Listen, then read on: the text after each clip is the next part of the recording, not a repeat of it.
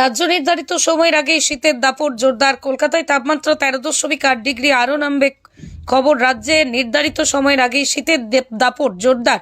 কলকাতায় তাপমাত্রা 13.8 ডিগ্রি আরও নামবে পারদ। নির্ধারিত সময়ের আগেই রাজ্যে জোরদার ঠান্ডা পড়ে গিয়েছে।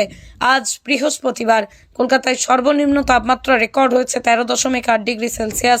আলিপুর আবহাওয়া দপ্তরের পূর্বাভাস অনুযায়ী আগামী 48 ঘন্টায় আরও পারদ নামবে। দক্ষিণবঙ্গের পাশাপাশি উত্তরবঙ্গেও শীতের দাপট আরও বাড়বে। উত্তরে হাওয়ার পারদ পতনের পূর্বাভাস আবহাওয়া দপ্তর জানিয়েছে। পশ্চিমী ঝঞ্ঝা উত্তর পশ্চিম ভারত থেকে পূর্ব ভারত হয়ে বিদায় নেওয়ায় শীতের অনুকূল পরিস্থিতি তৈরি হয়েছে। উত্তরে হাওয়া অবাধে প্রবেশ করতে শুরু করেছে, যার ফলে তাপমাত্রা আরও নিম্নমুখী হতে পারে। কুয়াশার সতর্কতা। দার্জিলিং সহ উত্তরবঙ্গের 5টি জেলা, দক্ষিণবঙ্গের কয়েকটি জেলায় ঘন কুয়াশার সতর্কতা। পশ্চিম ও পশ্চিমবঙ্গে শীতের দাপট বাড়ছে।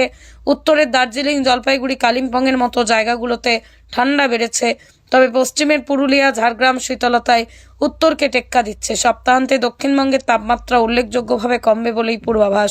কলকাতায় শীতের অভিজ্ঞতা। কলকাতা সহ দক্ষিণবঙ্গের শীতের অনুভূতি গত কয়েকদিন ধরে বাড়ছে।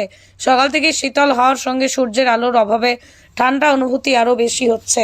আবহাওয়া দপ্তরের থেকে জনগণকে কুয়াশার সময় সড়কে গাড়ি চালানোর ক্ষেত্রেই সাবধানতা অবলম্বনের পরামর্শ দেওয়া হয়েছে।